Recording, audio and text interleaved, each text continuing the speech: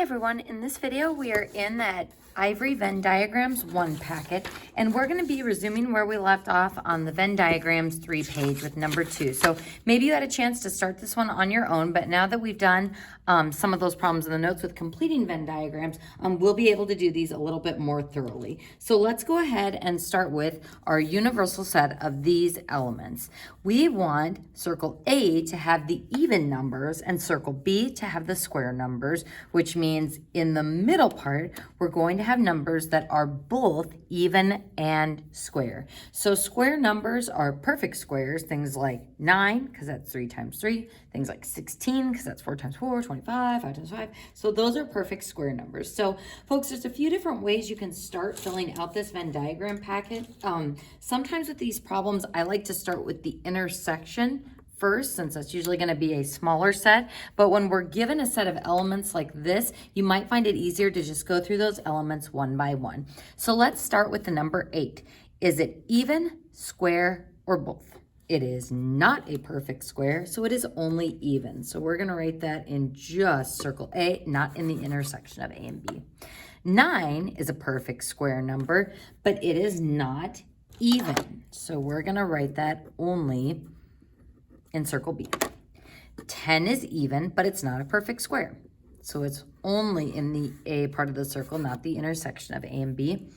11 is not even, nor is it a perfect square. So 11 is going to go outside our circles. 12 is even. It is not a perfect square. 13, not even, not a perfect square. That will go outside as well. And then we've got 14, which is even, not a perfect square. 15, which is not a perfect square, nor is it even. So 15 is going to go outside. And then 16 is a perfect square, and it is even. So 16 will go in the middle.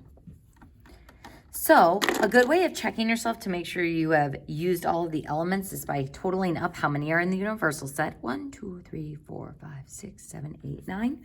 So 9 total elements. And this is also going to be useful as we start calculating the probability of these events. So 1, 2, 3, 4, 5, 6, 7, 8, 9 elements on my Venn diagram. So notice that I don't double count the intersection. So it says an element is picked at random. Work out the probability that we pick something that is not in A or in the complement of A. So how many elements are not in circle A? So these 4 blue ones and the purple one are in circle A. So then I have 1, 2, 3, 4 elements that are in the complement of A. So 4 items in the complement of A out of 9 total elements gives me the probability of 4/9. What about the probability that we pick something in the complement of B? So here's circle B. So if we're looking for things not in circle B, we'd have 1, 2, 3, 4 blue elements and 3 purple elements, giving us 7 total elements. So our probability would be a 7 out of 9 element chance.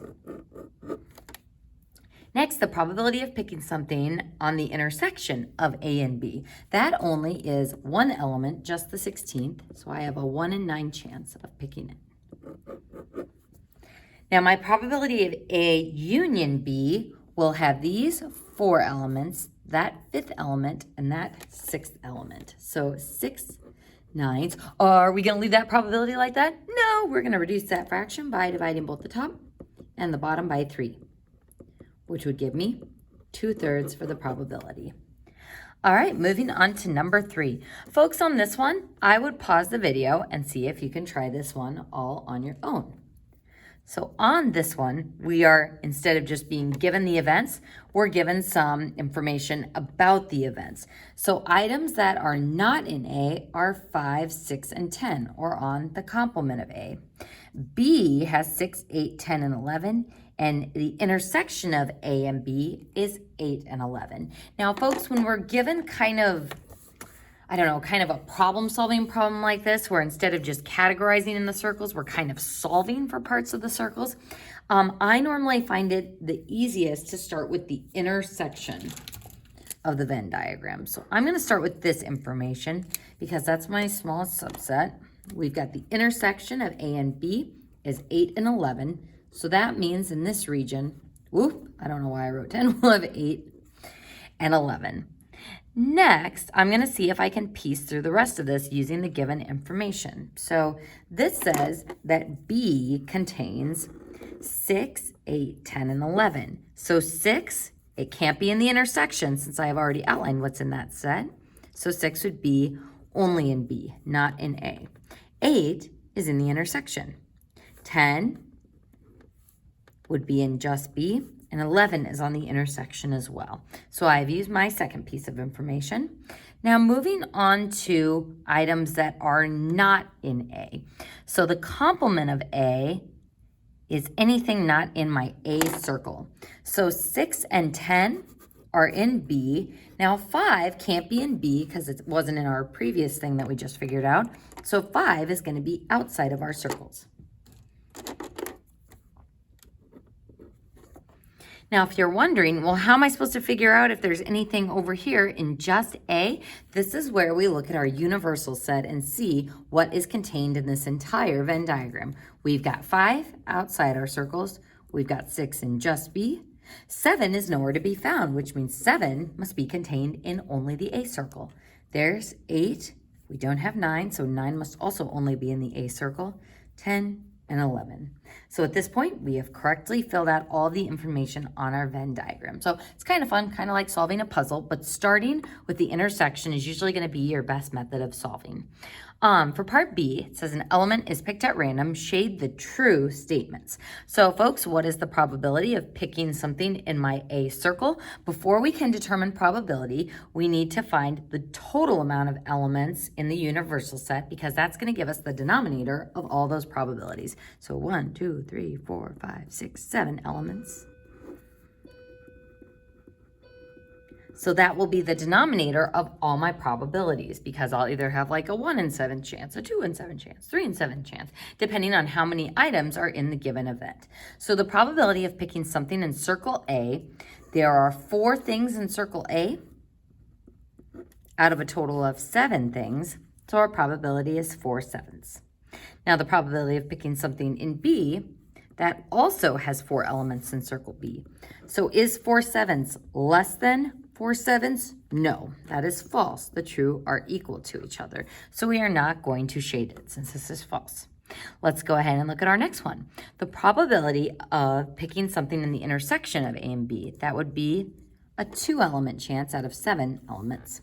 The probability of picking something in our B circle, we said before, is 4 sevenths.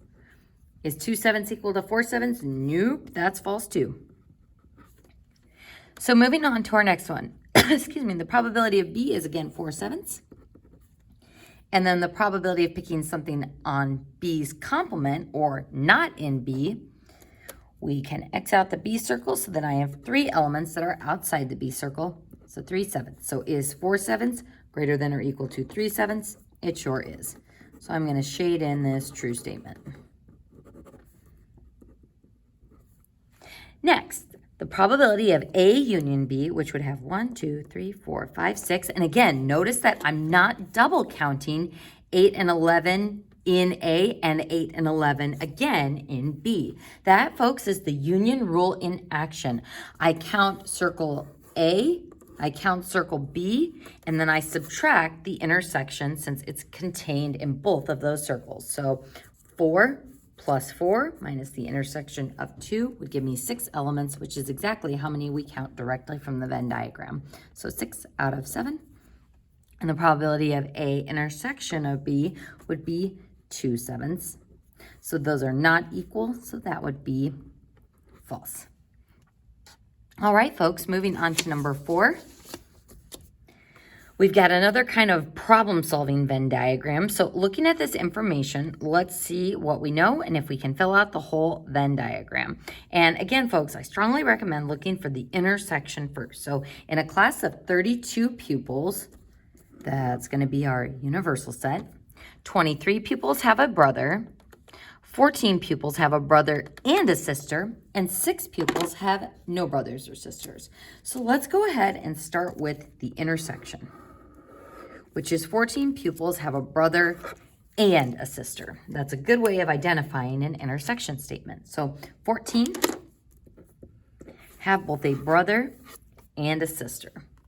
Let's see if we can determine the rest of the information in this problem. Let's see, 6 pupils have no brothers or sisters. That means outside of my 2 circles, I will have 6 elements. 23 pupils have a brother. Now, folks, we need to be careful about this because it's not just, 23 over on this side of the circle.